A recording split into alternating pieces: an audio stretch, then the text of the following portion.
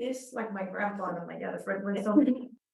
I have, I was telling Sonny, when you get old, you either sag or you wrinkle, and he's like, I think you're a sagger, mom.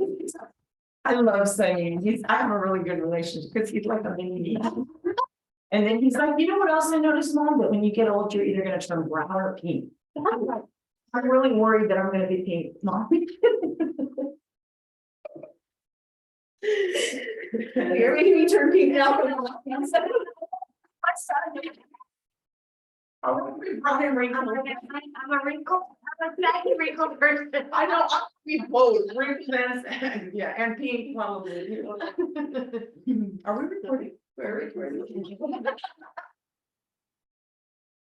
Wait, put that out. Well, we could edit that. Yeah.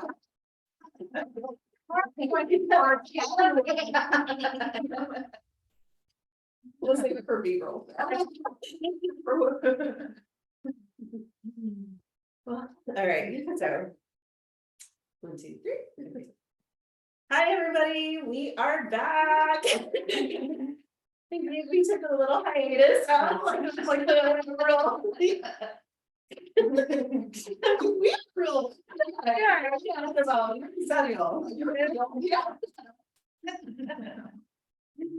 So we are back. Elida here, Isabel, Blanca, and we are so happy to be, back with y'all. And we have what to talk about, don't we? Like, there's been a lot of movement on some things, no movement on other things like the Harbor Bridge. It's not gone nowhere. And it's going nowhere. Yeah. So yeah, like, let's get chatty. Sure. Let's get chatty. Yeah. So I would say like the first thing, like on my mind, like the biggest thing is desalination. Like, recently the Texas Commission on Environmental Quality granted the city of Corpus Christi like water rights for the Inner Harbor project. And that one is very problematic because they are wanting to build it right in Hillcrest. Hillcrest has been through a lot, and where the city wants to build this desalination plant, it's right in their buffer zone. So what separates Hillcrest from the industry and provides them that little bit of protection, the city wants to take that away and build this desalination plant, which they say isn't going to harm the neighborhood because it's going to be enclosed, no sé qué. And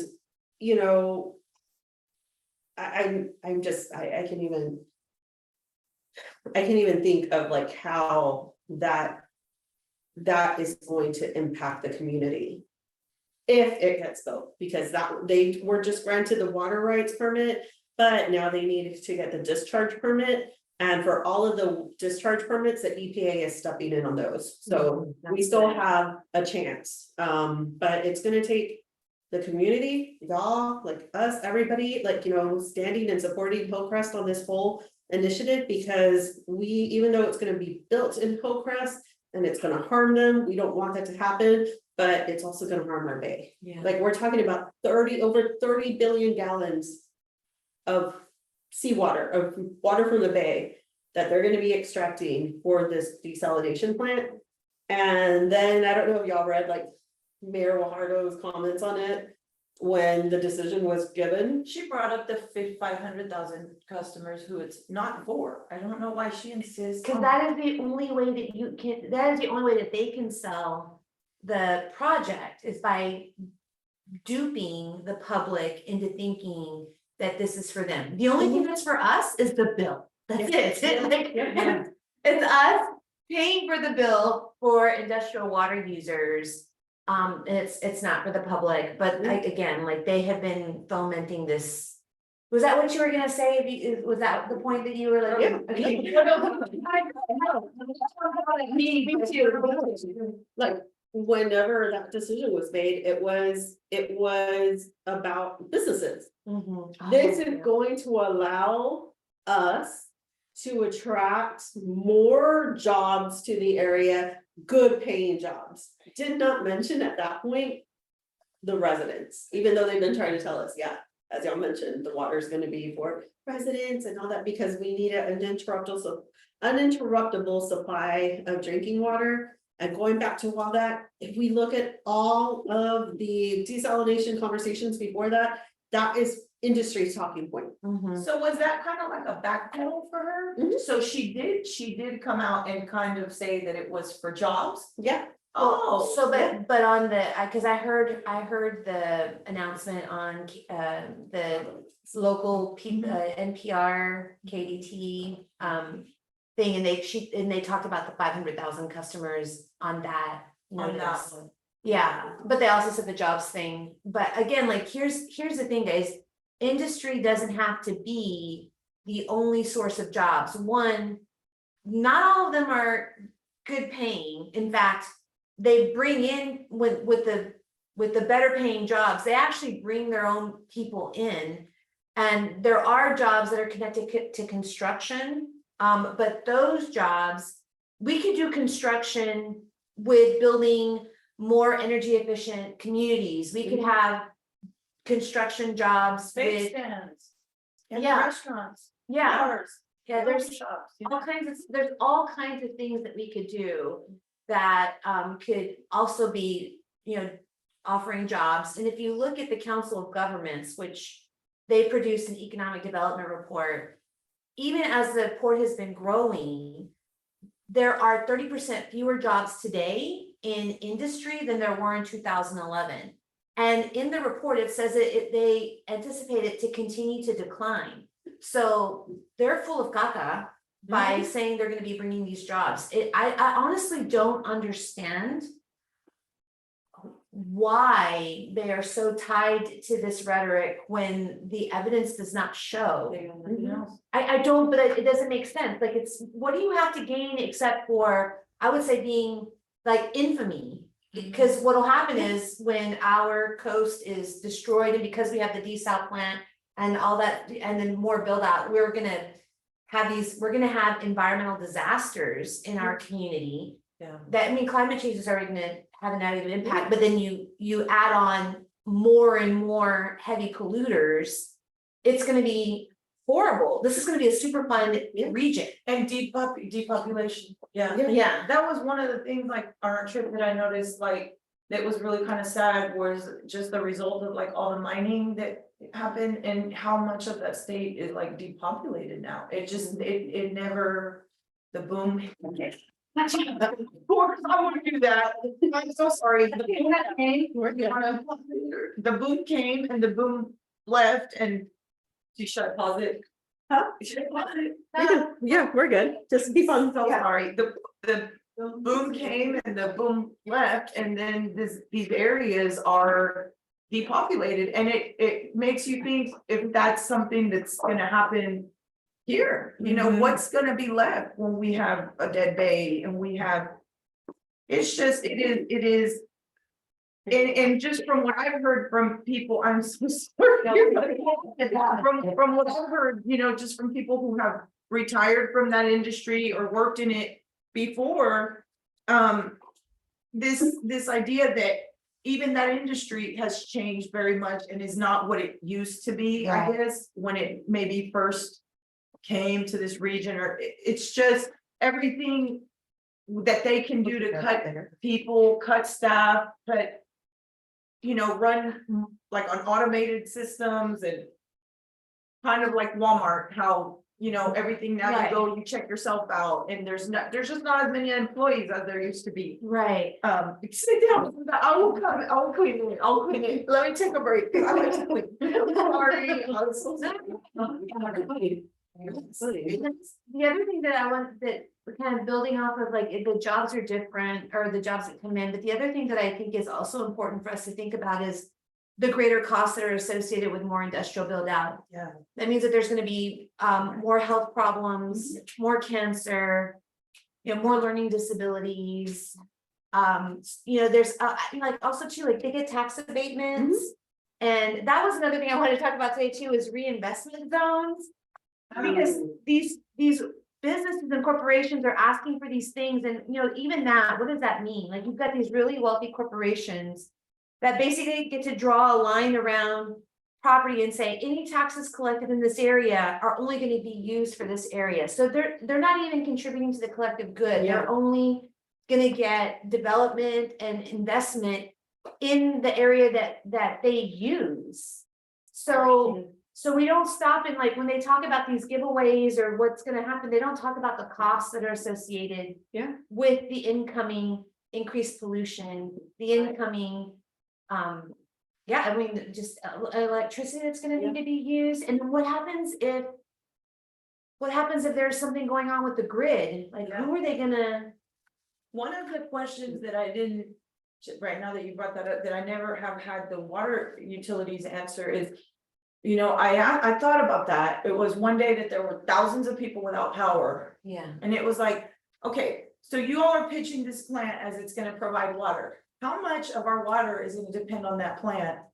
And when we don't have power, like happens often here, a lot, it's a thing now, and people are like, when you're just admit it, it's a thing. Yeah. When we don't have power, is the plant gonna have power, or are we gonna have power? And so that kind of presented itself like, and they came back with their little spicy little answer and say, well, we can turn it off during storms. And I'm thinking, so where are we gonna get the water then? All this water that it's gonna provide and all this, so it is interruptible. Yeah. Yeah. And then I said, okay, what percentage of our total water is gonna come from that plant? Because that's important if it's gonna be shut down every time we have a hurricane and need water and all this water that it's gonna produce, which we all know that it's not. And they didn't answer me. That's when the conversation just stopped and they just stopped replying to me. But so that makes no sense to me. How, the electricity, how's it gonna? Yeah. And then there's the other side of it, where it's like, if we don't have power, if I don't have power, that thing better not have power, because it. Well, that's why they're proposing, like, in San Pat and other areas where there's a lot of land available, they're talking about renewable energy, but it's They not for want it our for them. use. It's for these plants. So like there's over 200, 300, it's a lot of acreage that, there's a project called Padre Solar, and it's like Bechtel, and, they are wanting to build that out in San Patricio, like right next, on the other side of Exxon. They want to develop all those acres to put solar power there for their use, because they're wanting to bring in carbon capture utilization and storage facilities. That requires a lot of electricity, and that one's a very dangerous project in and of itself. You're gonna have pipelines of like carbon dioxide and all these like going next to these gas. Flammable things. Right next to like gas pipelines, because we honestly don't even know where all those are.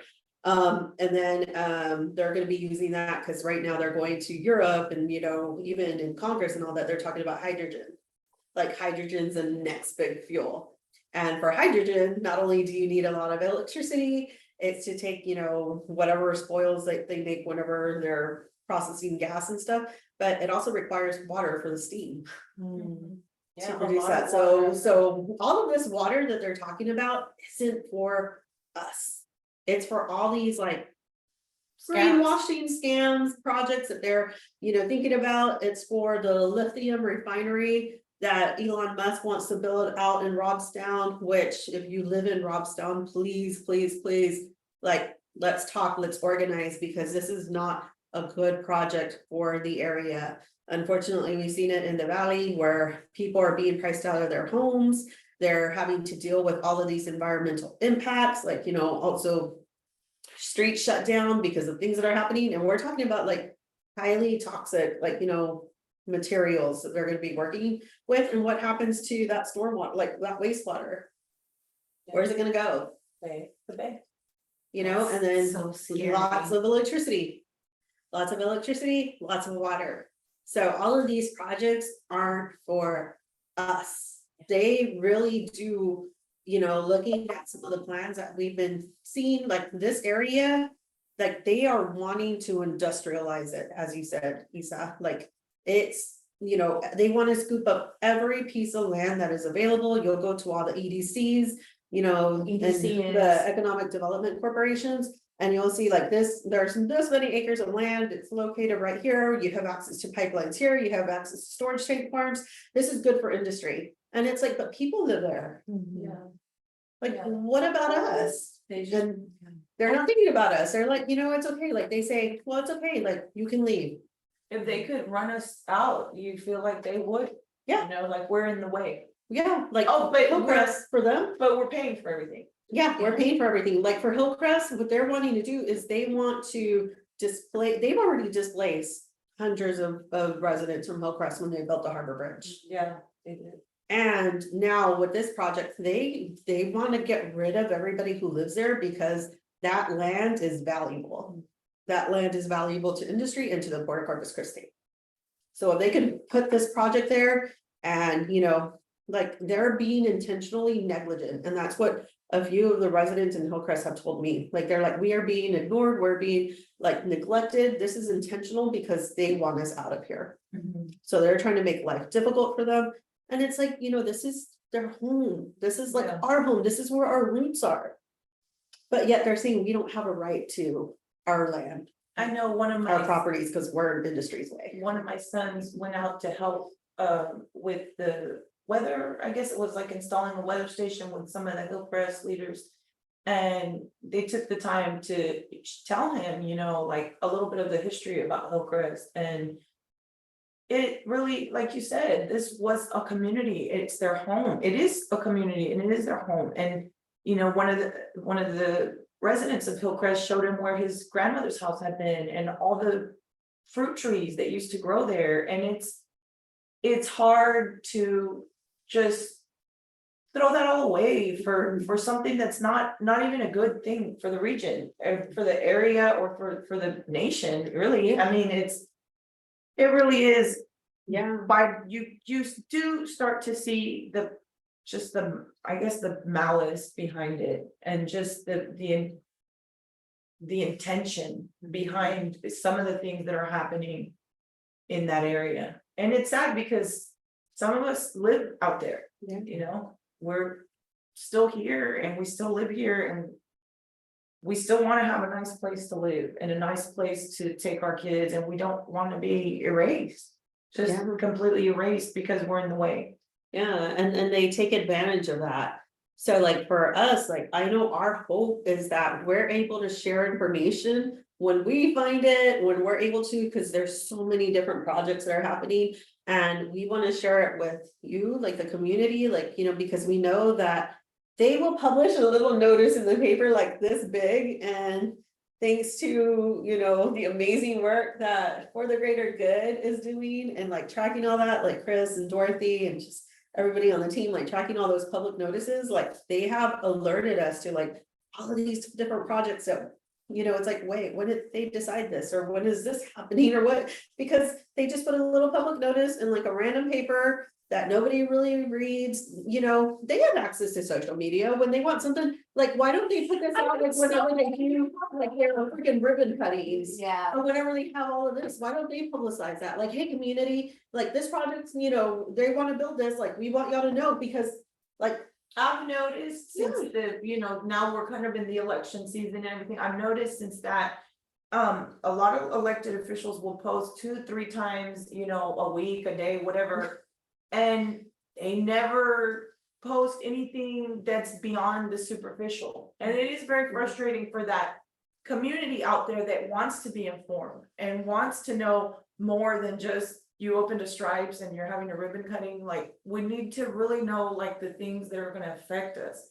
And sadly, the feeling that I get, like, for example, on the Robstown thing, the feeling that I get is just very adversarial animosity towards anyone who wants questions answered with substance.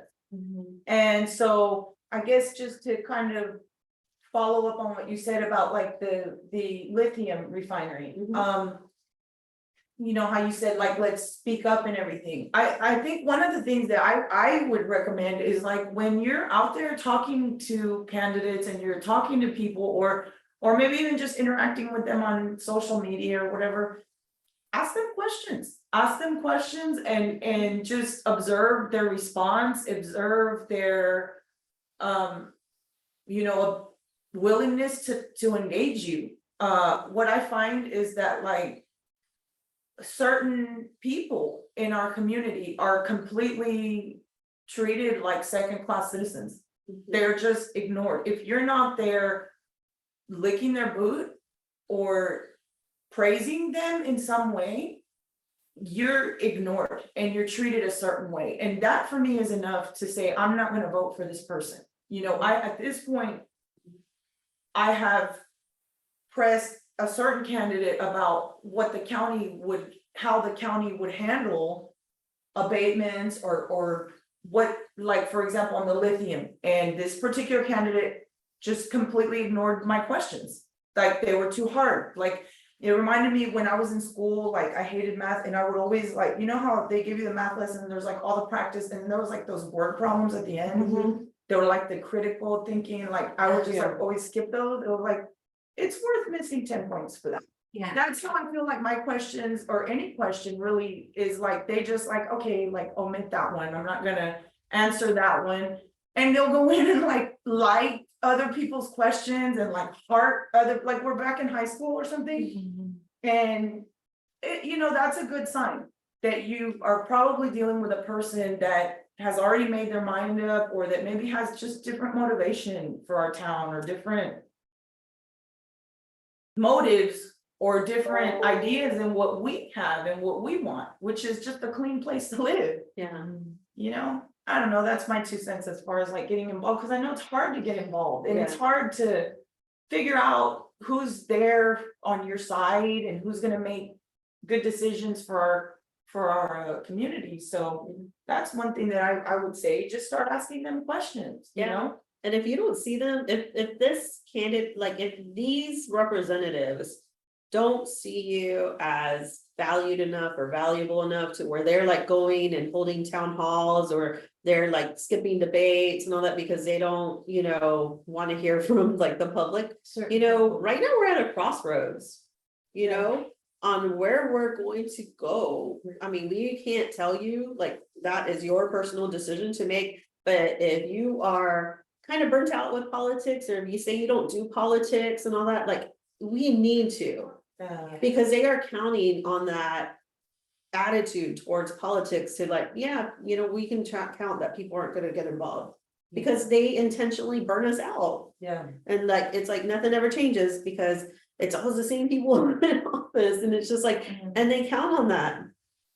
They count on that apathy, on that feeling of nothing ever changes, because they're not, at the end of the day, we gotta see like who's gonna be there for us, who's actually trying to hold those conversations with the community, wants to hear from us, and then who's going to ignore us. Like we had, last night we had a community meeting in Gregory.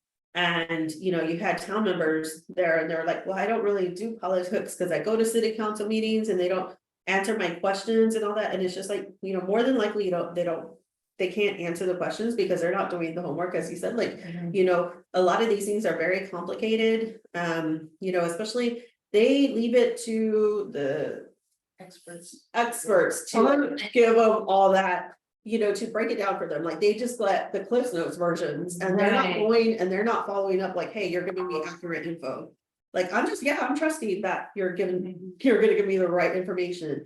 And as one council member told me, like they go to these economic development meetings and they're presented with like these nice like slides and everything looks so professional and it sounds amazing and it's gonna be, you know, good for the community. And so they're like, yeah, like that sounds great. Like, and they vote on that because the information is like given to them in like a little package that sounds good. It's gonna be like a job creator and they think they're doing what's best.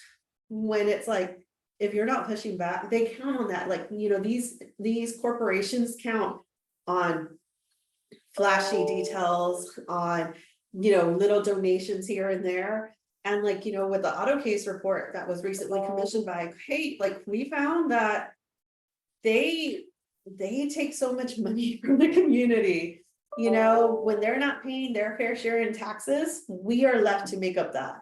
So all these bond elections, all these supposed like no tax increases, but your appraisal value on your home increases, so you still end up paying more in taxes. Like all of these things, like, get passed on to us as community members. Because corporations, like, they have good lawyers and they count on people being ignorant and not doing their homework.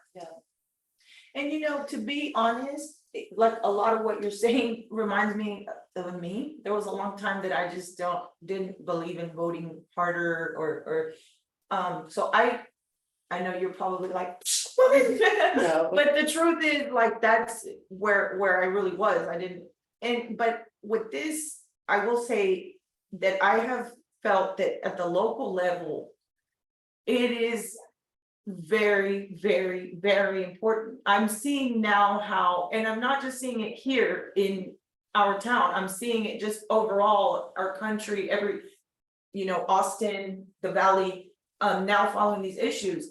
The projects and the tax abatements and what comes down to your front door, to your mailbox, to your bills, to your tap, to your faucet, to your light switch. It is very much decided at a local level. Like that, I think has been really a big eye opener. You have people that hate this politician or hate that politician up here, and they don't realize that maybe the people that they're electing locally are just a tentacle of a politician that they hate, or policies that they hate or think they hate. And it's the tentacle into your home, I guess, to use a cheesy analogy. It is your local, is like the mayors. And what's been so terrifying to me now that I kind of am sort of involved, is how little they know, how unprepared, and how what's the word I'm looking for? Lazy. It's lazy. No, Honestly, nothing. oh, I'm sorry. How just really like unfit. Unfit.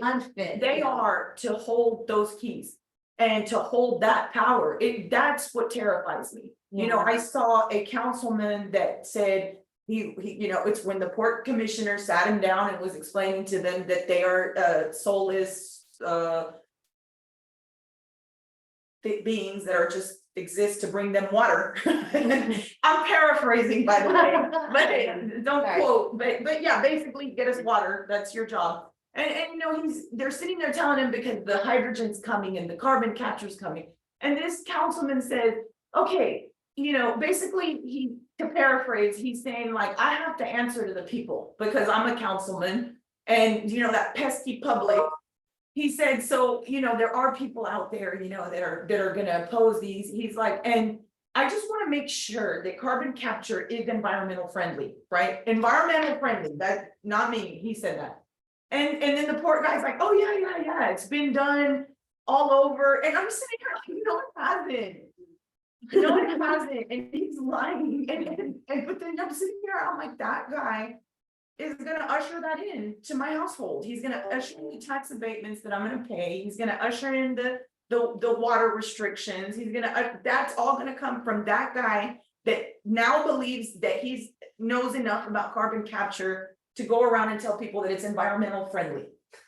And I'm just sitting here like, so yeah, I guess not to ramble, but local, get out there, vote, yes, hold them accountable. And I think real quick to add to that, just as someone who's just nobody, you always feel like they know something that I don't know, and they're gonna say something that's gonna make me look dumb. And I think at the end of the day, we're all terrified of looking dumb publicly, I guess.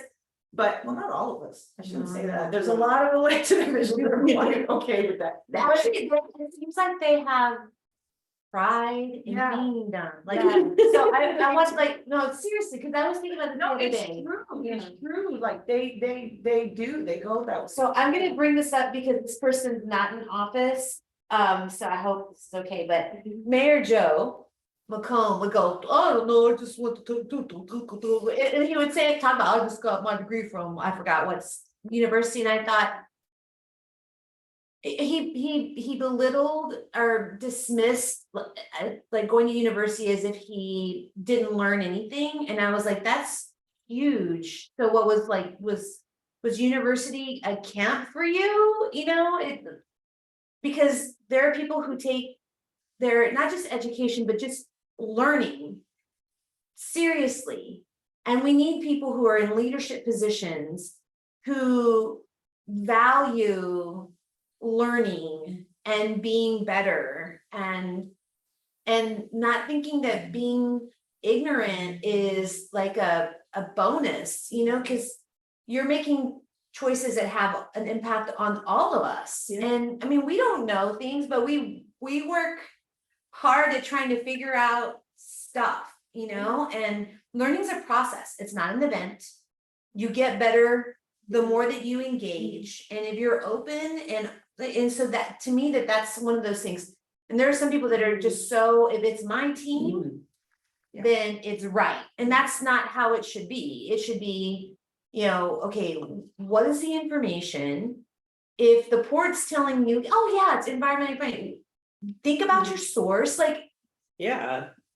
I mean, that's how the Harbor Bridge happens. You know, this was gonna be a safe project, it was gonna be great, everything was gonna be good, like, they took it for granted. They didn't do their own homework, and now, like, people who saw those plans, who maybe weren't civil engineers or engineering, Yeah. but you kind of look at that and you'll be like, work. Wasn't that the contractor whose Yeah, bridge fell?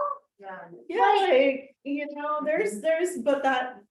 It's that learning, that asking questions piece, like, you know, we didn't know anything about this, like, you know, this isn't something that we studied, but. This is important to us because this is our community, this is our home, like, I know, like, you know, I'll take a stab at reading those. Thousands of Yeah. pages on like the draft EIS, like the environmental impact statements, or on the application, and be, you know, and then I'll like contact people that I know about that, like Blanca's dad, or, you know, other folks in my circle that, you know, I've been able to get in contact with just because I've asked questions, you know, and then they'll be like, yeah, no, that doesn't, no, like, you know, or they'll explain it to me. You know, and that's how we know, like. And one thing that There's I've stuff. noticed too, like just with the little bit that I've been, you know, talking to people and really learning from so many people that give so much of their time to just really just give us the information. And like, I guess one of the things, like, I've totally just went blank. I'm sorry. One of the things that I've noticed about that is like, if it sounds too good to be true, like even if you don't have your head wrapped around everything exactly, but there are people who are willing to kind of translate that into what it looks like for us. And then what I have experienced is I will ask, you know, community members, groups who are taking of their time, professionals who are retired. And, you know, they'll clarify that and say, well, no, this is gonna look this way, and this is what this is gonna be. So then I take that. And one of the things I'd like to add is that I've just, from the experience that I've had working with people, with these groups, is like, they're very careful about saying things that are not true. You know, and they're very careful about verifying everything. And to this day, I will be honest, to this day, when the elected officials or people who don't want us to be informed are questioned and are presented with, is this really what this is gonna look like? Are you really doing? They don't respond. They just completely ignore me or run me out or laugh. There's one that laughs when I ask him questions. I don't know why he laughs. He might need to retire by this point. I don't know. But then who do you trust? Yeah. Who are you gonna listen to? Or who are you gonna, I have to believe that these people who have no benefit from this whatsoever, who would probably rather be doing something else, are just, it just woke up and decided to make this up to go around scaring people, or maybe it is true because I'm getting like enormous water bills and I'm being told to snitch on my neighbor and I'm being told all these things, and it rained a lot. Yeah. A lot. I'm seeing that, you know, nature has provided a lot of water for us this year and last year. But the lake levels are still low, why? So you kind of start to really question, and I guess what I'm getting at is don't be afraid of of speaking out or feel like you don't know things. Nobody knows everything. Nobody knows everything. I mean, but one thing that I think has really changed the way I see things and helped me is realizing that just because people are in a position of power does not mean that they're well informed or that they know more than community members who are giving of their time to do this. So I guess what I'm saying is have some confidence and have some, courage. It takes courage to get up and say, you know what, and then if you do it enough, then you start to realize, like, you know what, these people are my equal. They're not above me. They're not a ruling class. And I think that's one of the things that has really motivated me to not quit. That at the end of the day, I absolutely believe that with all my faults and my ignorance or whatever, I am not a second class citizen and I am not part of a different class than those people sitting there in those seats. Yeah. They are not a ruling class and they should not be. They have thought that they are for long enough. Yeah. And that's all I want to say. I mean, we have like situations, I mean, we like, even still, I would say are recent, like Enron, the whole Bernie Madoff scandal, like, these people were rich. They were educated, they were intelligent, they were like CEO, like, they had all these credentials and they still got duped by somebody who was like, oh yeah, like, no, we're gonna do this, you're gonna make this much money. It's so amazing. And like, they were like, okay, that sounds good. Like, and you said it, if it sounds too good to be true, it probably is. And that's where you want to, maybe do a little research, but that's what's happening with everything that's coming into our area. Like, you look at that, right, and you wonder, like, somebody at a very high level of government got duped. Somebody at a very high level, who appoints the bridge builder? That's some high level there, and they were apparently bamboozled. And now they're asking the questions, like, they had a House Transportation Committee meeting yesterday here in campus at the Ortiz Center. And did y'all know about this? No. Well, did you know about this? Chris saw the announcement from For the Greater Good and sent it out and was like, all right, we need to get something. Yeah, here, because I sent out an email when I found out about it on Friday. Like, I didn't know about it. Like, I had 2 meetings scheduled on the same day. And so I accidentally logged onto one of the meetings. And during that meeting, they were talking about methane emissions and all that. And like, right after that, they started talking about like upcoming meetings. And they're like, oh, there's a House Transportation Committee meeting in Corpus. Sneaked up. And I very was fast. like, wait, what? A House Transportation Committee from these legislators are gonna be holding this in Corpus? And I was like, I didn't know about this. And one of the things that they were gonna talk about was, Tech Stop, the Harbor Bridge, and then seaports. Like giving seaports more power basically, so that they can go and buy more land. But everybody from all the legislators who were there, Judge Canales was speaking, Mayor Guajardo was speaking, you had all the local legislators, and they just talked about how amazing the port is and how we rely so heavily on the port. And it's like, I always learned, don't put all your eggs in one basket. Yeah. In this area, all these leaders are putting all their eggs in the port basket. And that's, they are accountable to us. Or they should be accountable to us. And the port is a government agency in a way, but it's not accountable to the people. They don't answer to us in the way that we can elect who is a chairperson or who is the CEO of that. Like, we can elect the officials who appoint people, but if people still aren't paying attention to what's happening and we're dealing with the same people and they're electing the same individuals who, like, they're all about profit and they're only seeing this of like turning this area into this Texas City kind of situation, we're always going to end up with like these, where we get the bad deals.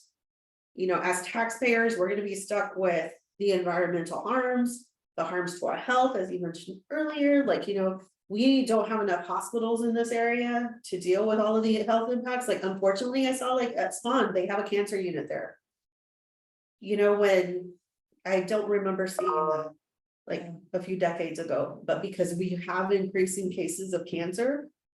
And it's like, why? Because of what we're drinking in our water, or is it what we're breathing in? or what we're exposed to with all this, because whenever these agencies are like the Texas Commission on Environmental Quality, when they're granting these permits, they're not looking, when they're gonna give an air permit, they're not looking at how this project's going to impact the water and vice versa. And they're looking at like information that isn't even like relevant, like, you know, whenever Chenier, like one of the local industries was seeking an air permit, and like Flint Hills, like they said, oh, well, you know, the closest air monitor is 14 miles away. So how can you really track that data, and you're giving an air permit and like you don't have tools there that are gonna give you like real-time accurate information, you're like estimating. So all of these things though, like they're impacting us every day, and so like we don't have enough things to deal with it. We don't have enough doctors in the area, we don't have enough hospitals in the area. You know, right now, like we have that one bridge that we have to get through, and you know, the other, but what happens in the case of an emergency?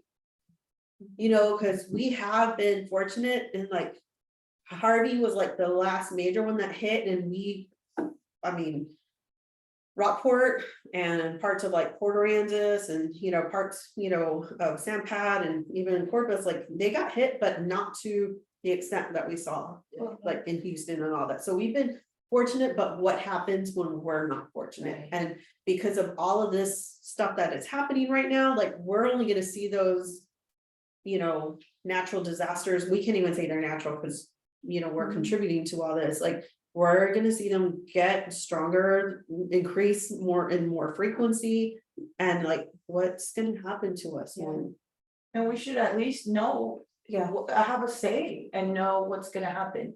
And you know, like what you were saying about like how they look at everything individually, that kind of goes back to the Hillcrest thing.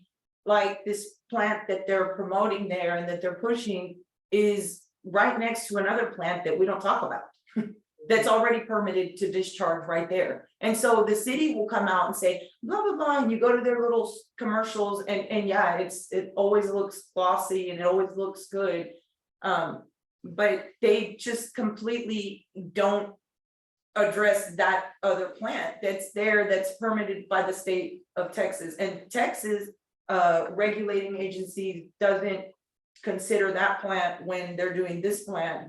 And so now we have permits out there for five plants, you know, and we can only assume that if they're going for the permits, when they say these things like we're going to shelve the permit, and they have that in their hand, and I believe they've shown what they're going to do with those permits. And the port, and then going back, there was something else that I was trying not to interrupt. What you said about the port, how they're not accountable to the people, but the city is. Okay, so I've noticed, and I don't know if you guys have, I probably spend more time on social media, but there's this narrative, this rhetoric in town that it's like the port versus the city. And I'm not entirely sure that that's not by design. Like I want to say one of the desal stories was like city versus port, like it literally said city versus port. But I guess going on that, and so people were thinking, if I vote for this person, they're not on the port team, or let's blame the city, or that's the port, that's not the city. I can't tell you how many people have said like, oh, the city doesn't have anything to do with that bridge. The city gave a lot of money to that bridge, millions of your money. You know, so it is all connected. But what I was going to ask you is, so just to clarify, like for that narrative that's dividing us between port and city, who appoints the port? Who selects who's going to be in charge there at the port? Who calls those shots? You know, you have some commissioners, you have, I think, is it 2 or 3? I'm trying to, I always get confused because I just know San Pat has one. You know, but you have some who are appointed by the city of Corpus Christi, and then was it 3? And then you have the other ones who are appointed by the county, in the Oasis County, and then you have one commissioner on the port commission from San Pat, even though a lot of this, all of these industries and all that, like it's all happening in San Patricio, but we only have one representative. And then even when we call to the city council meetings, we cannot speak for more than a minute because we're outsiders. But Corpus has also made the decision in the past to like annex some land in San Pat, and one of their desalination plants is in San Patricio, but we're outsiders. So I guess what I'm saying is like, hold the city accountable for what the port does. Yeah. You know, it is okay to hold the city accountable for what the port does.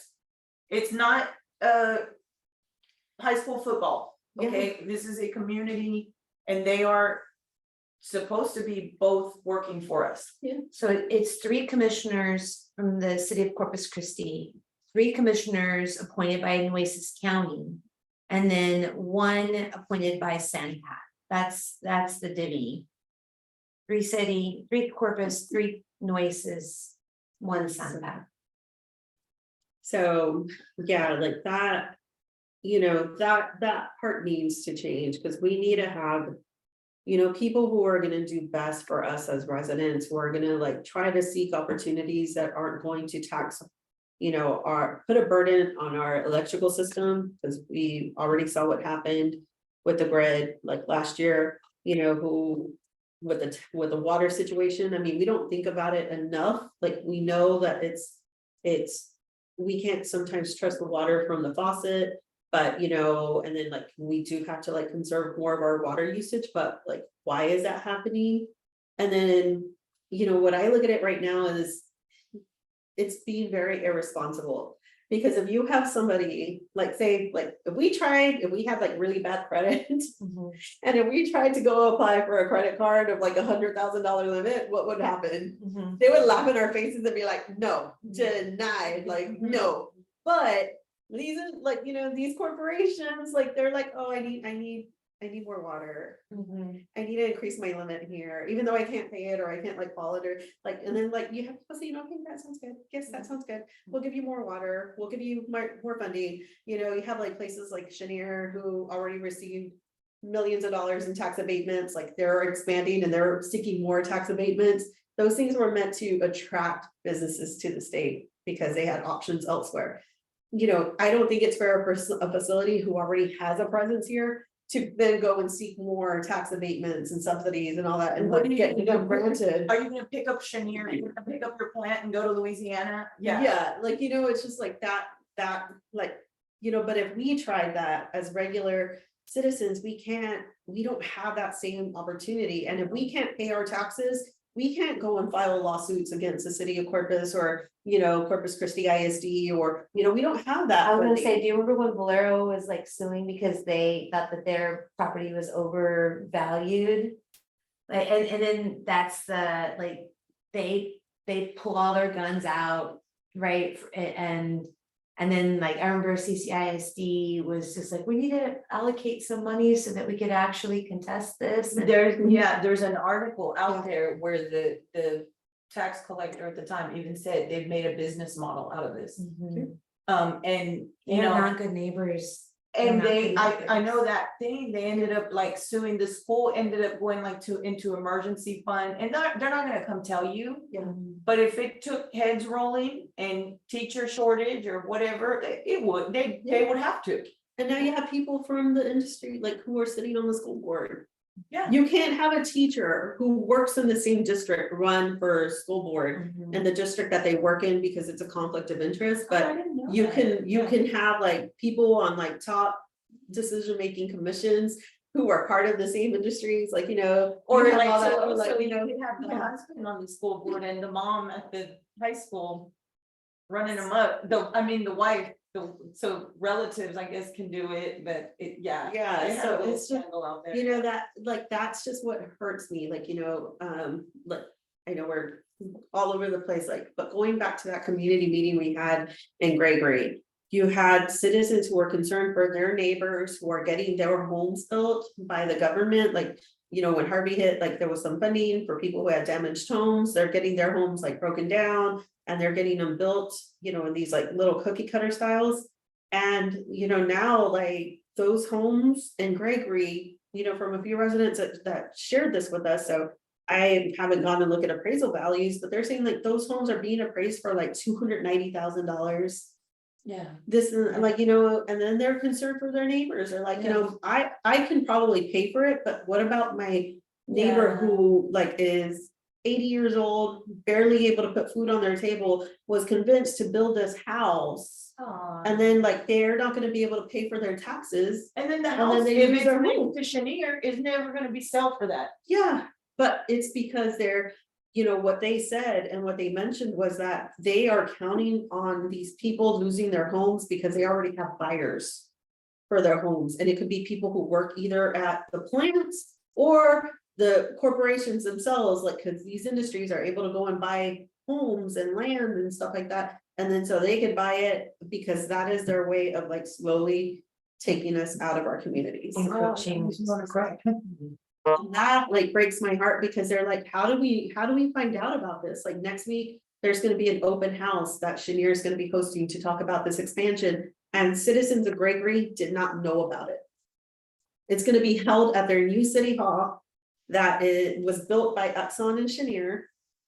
It's gonna be held there, and like the citizens that we spoke to did not know that this was happening like 2 blocks away. And you have to wonder, you know, if the port has like a daily post of, you know, the photo op. If they couldn't put that news publicly, they couldn't share that. I mean, we see their advertising and their philanthropy everywhere. They only cram it down our throat every day, everywhere we look.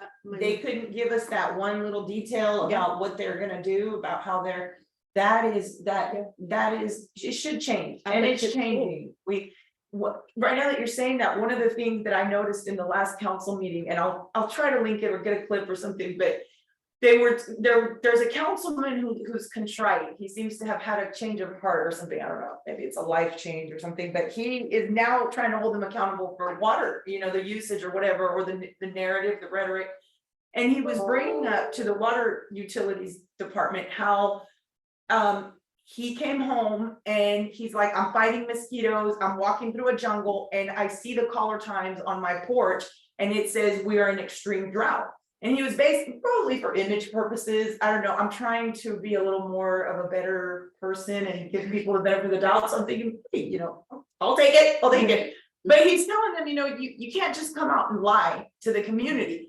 And then this little conversation happens, and Peter Zanoni, I can say the name right, no lie, he said, oh, what happened, Councilman, was that we put in the order to the caller times to put that in before it rained, and so it was timing.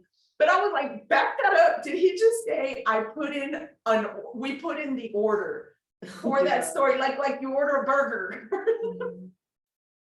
So we can't rely on the local news. So, okay, on that. I'll find that clip, we have to share that, because it was, wow. So one of our members gets the paper, and one of the things that they're doing, Chris does he's really great about making sure that he reads it to see what permits and public notices are there, because again, our news people are just not doing what they need to do in order to help us be informed citizens, because again, like a healthy democracy requires an informed public, right?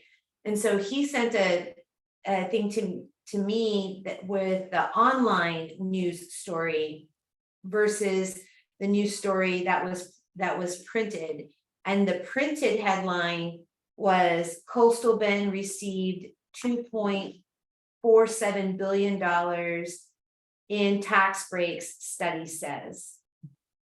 So that sounds like our area got a whole bunch of tax breaks. That's a positive for us. And then, but the original, was it online, was study tax breaks from coastal Bend governments to local industry totaled 2.47 billion.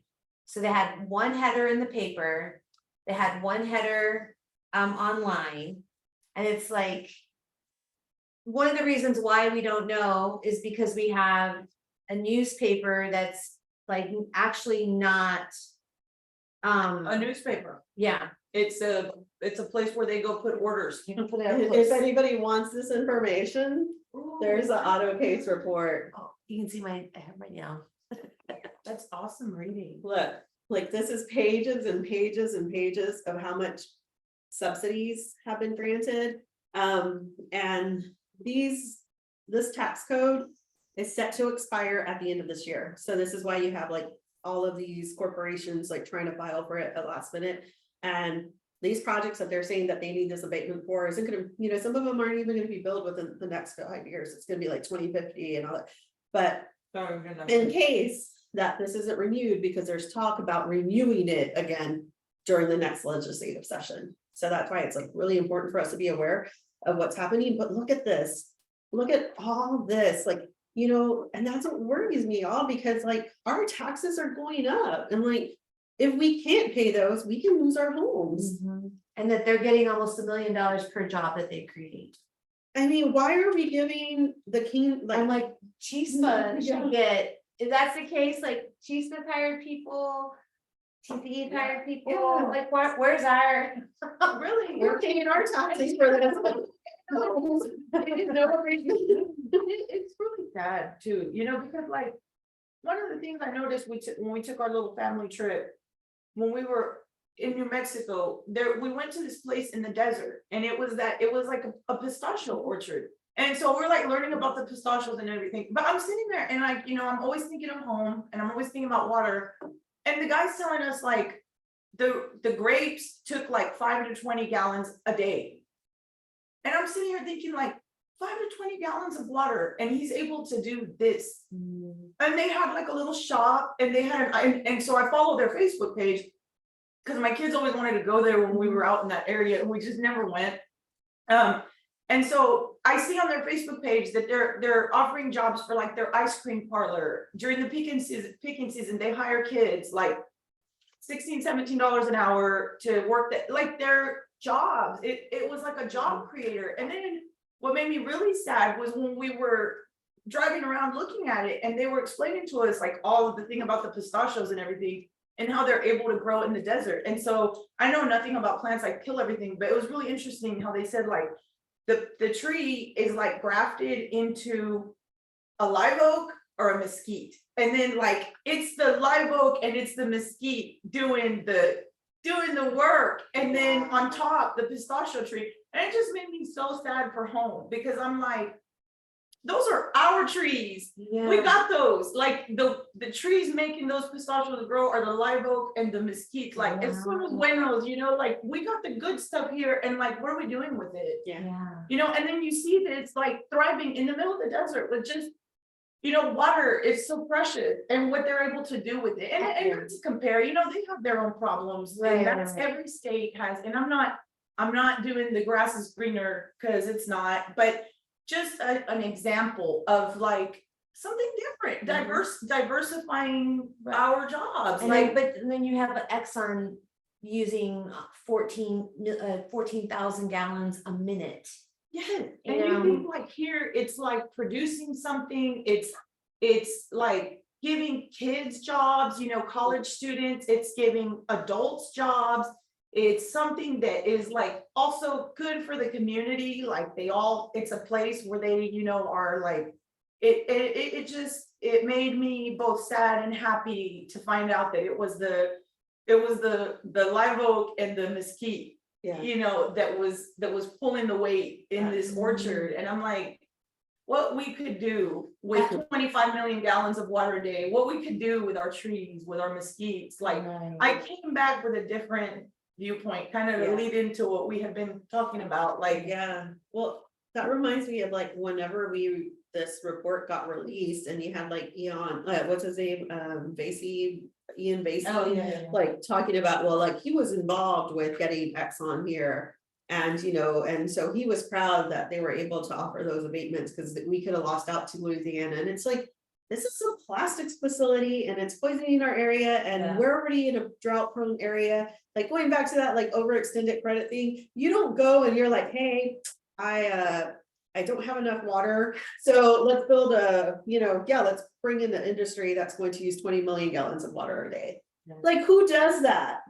an idiot. Like, you know, and so Yeah. right here, like foregone revenue on those 313 tax codes that we were talking about, the city of Corpus Christi, foregone revenue is $95,292,195 in foregone revenue on these abatements. Nueces County as a whole, $56,980,358. San Patricio, $581,000,000 $435,000 and $500 million. Mm. Yeah, it's so sad. That's so. where our communities are small towns. People aren't driving Lexuses and Mercedes. They're not working one job. They're not able to spend time with their kids and like, you know, because, oh, I could just work one job and then I could, you know, spend time with my children after I get out of work and spend time as a family. They don't, you know, a lot of us, we don't have that luxury. Like having to work 2 to 3 jobs to put food on the table and just pay the bills and stay afloat while stuff like this Yeah. is being I given think to these that's what- corporations that are, you know, and the reason why like these facilities are expanding and all that is because they're exporting our resources. They're using our water. They're using, they're messing up our environments and they're exporting to other countries, you know, because they're willing to pay the money. And, you know, our grid is still largely operated on oil and gas, mainly like natural gas. So if we're having to power our grid with natural gas, but we're also competing with other countries, you know, who are willing to pay top dollar, what does that mean for us? Because those prices aren't capped for us. You know, it's not like, no, this is how much, you know, Texans are gonna pay. Like, we end up having to compete with these other countries who are willing to pay the money because they've been sold that, you know, this is a clean form of energy. You know, you gotta transition away from coal or gas or nuclear and all that, like, which is, you know, we do eventually, like, we have to, because this planet isn't sustainable, but, you know. But The the way they're impacts going about of, it is yeah, and the impacts of backwards. natural gas on our environment, like with how much water it uses over. Like 11 million gallons of water, or like for fracking, like a wellhead, like methane emissions, which is contributing to the heating of our planet. You know, all of these things, we really need to go back and look at, you know, is it worth putting a Band-Aid on something, you know, when this is something that needs surgery? And all we're doing is like putting little Band-Aids here. And it's like, we really need to go back and look at like, what is important, because if we don't have water, you know. we Yeah, have water is very, nothing. yeah, we can't drink plastic and we can't drink money for that matter. You know, you can have all the dollars in the world, they're not gonna quench your thirst when you're thirsty. And And that in addition to, like you've been explaining this, the way it's presented and set up, like we need them, when it's the opposite, that's what I'm kind of fed up with. I'm fed up with being told like, your town is only valuable because of us, and it's like, you're only valuable because of our town. That's how it works. You know, that's how it works. And because we have people who have been willing to sell our towns and sell our resources, you know, right under our noses while we're busy surviving. yeah, I mean, I was watching, I love this movie, The Legend of Billie Jean. You know, and like they had that little amusement park by the bridge, like you see Sunrise Mall, like it was thriving, and like, you know, like this area was freaking like thriving back then, and it's just like, why has it declined? Like, was that like intentional? Was it by design? You know, to like start removing opportunities, so then like we become dependent on this, and it's just like, oh, that's gonna be our savior for this area. I mean, it really, I mean, not to, but the pessimist in me, or like, you know, like I'm like, man, like some of this is really By design. you know. But that can only persist if people aren't vigilant and people don't speak up, you know. And so, I mean, one of the challenges, right, is that people, as things were deteriorating, people were like, well, I can go to San Antonio, or I can go to Dallas, I can go to Houston, or those metro areas, and enjoy a rich, you know, public life. And so, but so what, I mean, there are a lot of people that I went to high school with that just, they left and they didn't come back. And even like people who didn't have degrees were like, oh, there's better opportunity for me in other spaces. But that creates that loop. But I think that inevitability is like, we can't go down the path of thinking that this is inevitable. this is just a consequence of like us having not paid attention, but people are starting to pay attention and they're starting to ask important questions, and some of our elected officials are just frankly being jerks because they're being called out on their unfitness, and the gaps in their, like, if they would just even just ask the question, like, how would this impact somebody in this group, or the vulnerable, or those who don't have a whole bunch of money, or who are living in close proximity. And if so, just asking the questions reveals the problem.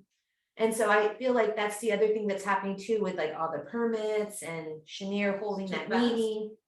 But it's because they're recognizing that people are recognizing our power, and so we have people power. We do. And so I know it gets like exhausting, and it can, and I'm glad that you got to take a break. I know, actually, this brings us back, Yeah. like that you were saying it's hard to get started, Yeah. but we can't just fight, we have to build. And so we have to build our relationships and build our community. Before we ever start in Serio, we always have a little bit of a gab session, just because, one, I love you guys. But it's good to vent and, and to share and ask questions for each other. But you can do that too, and you can participate in our events. Elliot's going to be having, or Chisa's going to be having meetings in Gregory pretty regularly is the goal, right? Pretty regularly. For the greater good. We have a park that we do work days, first and third Saturdays of the month. We're doing weekly meetings at the Harbin Center at Del Mar at 5:30 on Tuesdays. Like, you can come, and yes, we talk about stuff, but we also create friendships and build community. And I have to say, like, these mujeres like just sustain me. Yeah. And whenever I feel demoralized or like, oh my God, it's just too much, it's too intense. Like, their home, our group for the greater good's home, the park is home, and we just need to build that community. And I think, come join us. Join us for those fun things, and then maybe you can do a little bit of like civic engagement exercise, and then be ready to make a public comment. So it's not so bad. It's something that's kind of fun to go to these things together. Yeah. It really is. Yeah. It really is. I mean, Yeah. it's that togetherness that really is important. So I mean, we are starting in Gregory, because I live in Taft. That's like gonna be for me, like, I was personally like talking to my community members, and hopefully, like, we'll branch out to like other areas like here in Oasis, and but yeah, like, we're here, we're local, we're not outsiders. We are doing this because we care about this. We care about our communities, we care about our familia, we care about like our the people that we love, like, we're doing this like not out of spite, not because we like dislike all these leaders, but it's like something's got to change. And if like, you've got to be that change that you wish to see in the world, right? So, like, join us. This hopefully we'll be able to open up this office to y'all. So if you ever want to stop on in, have a cafecito, have some galletas, this will make these amazing like muffins, like yeah.